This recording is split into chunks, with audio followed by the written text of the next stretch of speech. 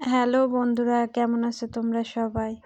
তো আজকের রেসিপিতে আমি রান্না করব লাউ শাক। এই জন্য লাউ শাকটাকে কেটে নিচ্ছি। ছোট ছোট করে কেটে নিলে শাকটা খুব দ্রুত সিদ্ধ হয়ে যায় এবং খেতেও ভীষণ মজা লাগে। আর লম্বা লম্বা থাকলে বিশেষ করে সেদ্ধ হতেও লেট হয়। এই কারণে আমি সবসময় শাকটাকে একটু ছোট ছোট করেই কাটি। আজকে শাক দিয়ে আলু দিয়ে ভাজি করব আর সাথে রান্না করব মাছ। তাই শাকটাকে ভালোভাবে কেটে ধুয়ে নিচ্ছি পানি দিয়ে। তো শাকটা ধোয়া হয়ে গেলে এরপরে রান্না শুরু করব। এখন শাকটাকে ভালোভাবে ধুয়ে নিচ্ছি।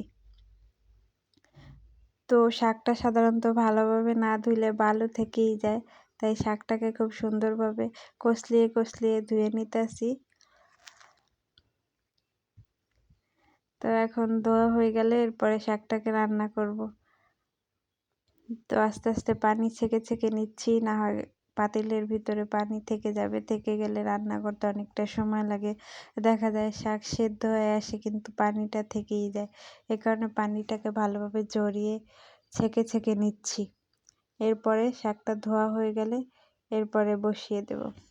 এখন পাতিলটা দিয়ে শাকগুলো দিয়ে দিচ্ছি। এরপরে শাকগুলো দেওয়ার পরে ঢাকনা দিয়ে ঢেকে দেব, যাতে শাকটা খুব তাড়াতাড়ি সেদ্ধ হয়ে যায়। বিশেষ করে লাউ শাকটা খেতে ভীষণ মজা লাগে। যদি আলু দিয়ে রান্না করা হয়, শাকটা খেতে দারুণ মজা লাগে। তো কিছুক্ষণ পরে এখন শাকটা বলক আইছে, তাই এখন শাকটাকে ভালোভাবে এপিট ওপিট করে নেড়ে চেড়ে দিচ্ছি, যাতে শাকটা দ্রুত সেদ্ধ হয়ে যায়। তারপরে নেড়ে আবার ঢাকনা দিয়ে ঢেকে দিচ্ছি। শাকটা মোটামুটি সেদ্ধ হয়ে আসছে। এখন পেঁয়াজগুলারে নাড়িয়ে নিচ্ছি। বাদামি কালার হলে শাকটা দিয়ে দিব। তো পেঁয়াজটাকে নাড়াচাড়া করতে থাকি। এরপরে পেঁয়াজটা বাদামি কালার হয়ে গেল। এখন শাকগুলো দিয়ে দিলাম।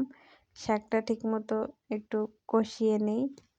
মাখা মাখা হয়ে গেলে শাকটা উঠিয়ে নিব। তো দেখো গাইস, শাকটার কালারটা কি দারুণ এসেছে এবং শাকটা খেতেও নিশ্চয়ই ভীষণ মজা হবে। তো শাকটাকে আমি ভালোভাবে নাড়াচাড়া করে পানিটাকে শুকিয়ে নিচ্ছি। পানিটা শুকানো হয়ে গেলে শাকটা নামিয়ে নিব। তো দেখতে থাকো।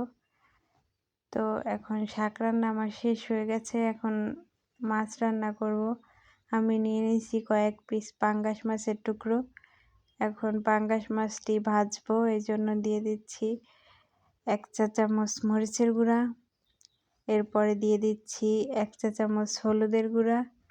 এরপরে দিয়ে দিচ্ছি স্বাদ মতো লবণ। এরপরে মাছটাকে খুব ভালোভাবে মাখিয়ে নিব, যাতে মাছটার গায়ে পুরো লাগে। প্রথমে খুন্তি দিয়ে চেষ্টা করলাম, এরপরে ভাবলাম যে ভালোভাবে হবে না, তাই নিজের হাত দিয়ে মাখাচ্ছি। মাছটাকে ভালোভাবে মাখিয়ে এপাশ ওপাশে ভালোভাবে হলুদ মরিচ লাগিয়ে নিচ্ছি। এরপরে মাছটাকে ভাজবো। তো হলুদ মরিচ মাখানো আমার শেষ হলো। এখন আমি দিয়ে দিব ফ্রাই প্যান দিয়ে মাছটাকে খুব ভালোভাবে ভাজবো। তো ফ্রাই প্যান দিয়েছি, এখন দিয়ে দিব তেল। এরপরে তেল দিয়ে পরে মাছটা দিয়ে দিব। তেলটা দিয়ে দিছি। তেলটা একটু গরম হওয়া পর্যন্ত অপেক্ষা করব। তেলটা গরম হয়ে গেলে কড়াইটা নাড়িয়ে ভালোভাবে এপাশ ওপাশ তেল যাতে লাগে, এরপরে দিয়ে দিচ্ছি মাছ, পিস করা মাছ। মাছগুলো খুব সুন্দরভাবে কড়াইতে ছড়িয়ে ছড়িয়ে দিচ্ছি। এরপরে মাছগুলো দেওয়া হয়ে গেলে এরপর অপেক্ষা করব যে মাছটা ভাজতে কতটুকু সময় লাগে। মাছগুলো খোলায় দিয়ে দিচ্ছি। দেখো তেল বলকাচ্ছে। কিছুক্ষণের মধ্যে মাছটা ভাজা হয়ে যাবে। তো এখন উল্টিয়ে দিচ্ছি। মাছটা ভাজা হয়ে গেছে, ওই পাশটা পুরো হয়ে গেছে, তাই উল্টিয়ে দিচ্ছি যাতে এখন এই পাশটা পুরোপুরিভাবে হয়ে যায়। তো দেখতেই পাচ্ছ মাছটা পুরোপুরিভাবে হয়ে গেছে, একবার লাল লাল ভাজা হয়েছে। তো মাছ ভাজা শেষ। এখন মাছটাকে রান্না করব, তাই দিয়ে দিচ্ছি চুলার উপরে কড়াইটার ভিতরে একটু পানি ছিল, পানিটা শুকাইতেছে। তো পানিটা শুকানো হয়ে গেলে দিয়ে দিব তেল।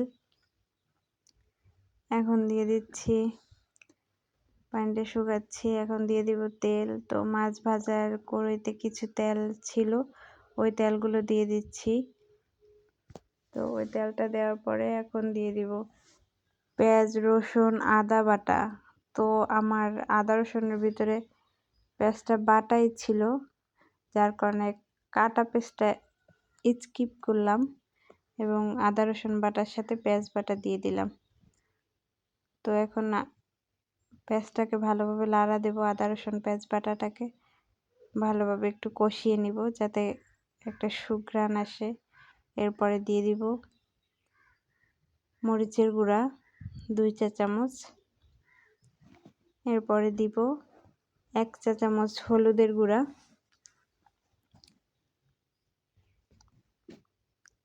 হলুদের গুঁড়া দেওয়া হয়ে গেছে। এখন দিব স্বাদ মতো লবণ। তো স্বাদ মতো লবণ দেওয়া হয়ে গেছে। এখন কড়াইটাকে ভালো করে মশলাগুলোকে কষিয়ে নিব।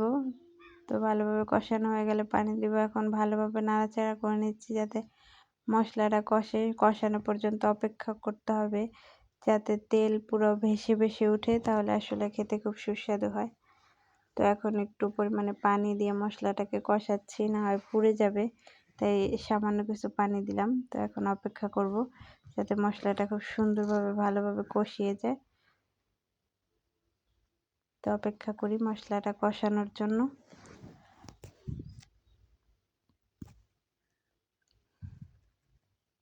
তো দেখো কি সুন্দর মশলার উপরে তেল ভেসে ভেসে আসছে। তো একটু নাড়াচাড়া করি যাতে নিচে না লেগে পড়ে, তাই নাড়াচাড়া করতেছি।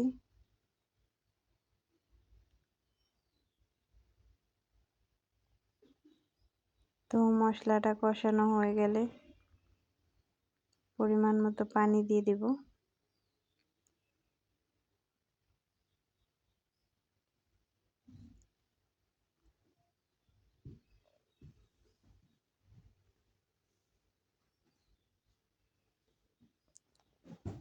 তো মশলাটা কষানো শেষ হয়েছে, এখন পরিমাণ মতো পানি দিয়েছি। পানি দিয়ে একটু করে এপাশ ওপাশ থেকে সরিয়ে নিচ্ছি।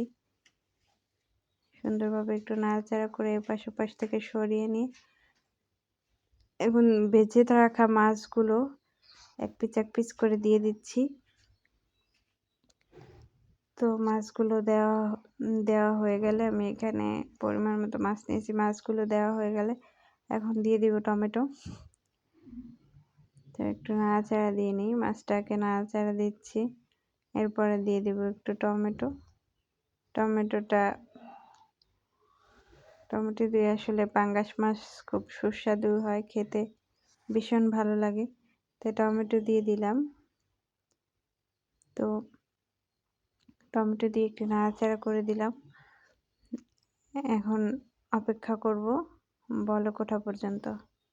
তো দেখো ফাইনালি বলক এসে গেছে এবং আমি অ্যাড করে নিলাম ধনিয়া পাতা। তরকারিটা প্রায় আমার হয়ে গেছে শেষের দিকে। তো ধনিয়া পাতা অ্যাড করে দিলাম। দেখো ফাইনালি আমার শাক ভাজা পাঙ্গাস মাছ। তোমাদের যদি আমার ভিডিওটা ভালো লাগে অবশ্যই লাইক করবে, কমেন্ট করবে, সাবস্ক্রাইব করবে। ধন্যবাদ বন্ধুরা, ভালো থাকো সবাই।